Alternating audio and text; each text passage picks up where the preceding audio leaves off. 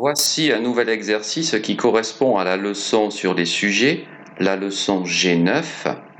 Tu devras d'abord identifier les verbes conjugués en les soulignant et en les coloriant en rouge.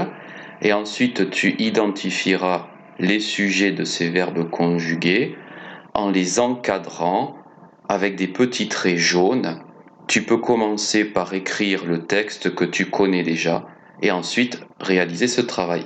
Si tu n'y arrives pas trop ou si la leçon n'est pas trop mémorisée, je t'invite à écrire dans une partie de ce travail les éléments essentiels de cette leçon, comme ceci. Petite pause.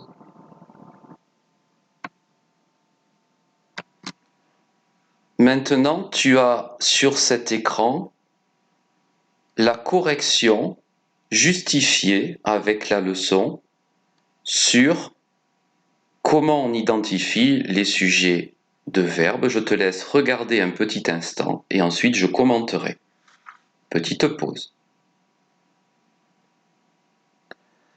Pour les verbes conjugués, je remets le texte à un autre temps. C'est au milieu de l'hiver. Les flocons tombent comme des plumes. Une reine coud près de sa fenêtre au cadre d'ébène. Et comme elle coud et la regarde tomber, elle se pique les doigts avec son épingle et 3 gouttes de son sang en tombent. Pour les sujets, on peut dire on était au milieu de l'hiver. Le sujet peut être remplacé par il, elle, ils, elles et même on, c'est-à-dire toutes les troisièmes personnes. Et ils tombaient. Les flocons sont donc sujet du verbe tomber. Elle cousait. Une reine est donc sujet du verbe couser. Elle cousait. Le elle est dans la liste des pronoms qui ont un seul métier, une seule fonction, la fonction sujet du verbe. Pour regarder, ce verbe aura le même sujet, c'est elle. Elle cousait, elle regardait. Pour piqua ou se piqua, elle se piqua. C'est la même explication. Pour tomber, 3 gouttes de son sang en tombèrent, elles tombèrent. Pour ce dernier exemple, attention.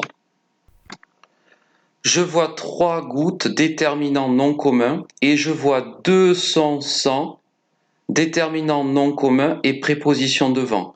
En réalité, ce sera le premier groupe nominal qui aura le métier de sujet et pas le deuxième. Le verbe s'accorde donc avec le premier groupe nominal quand il y a plusieurs groupes nominaux qui sont sujets remplaçables par else.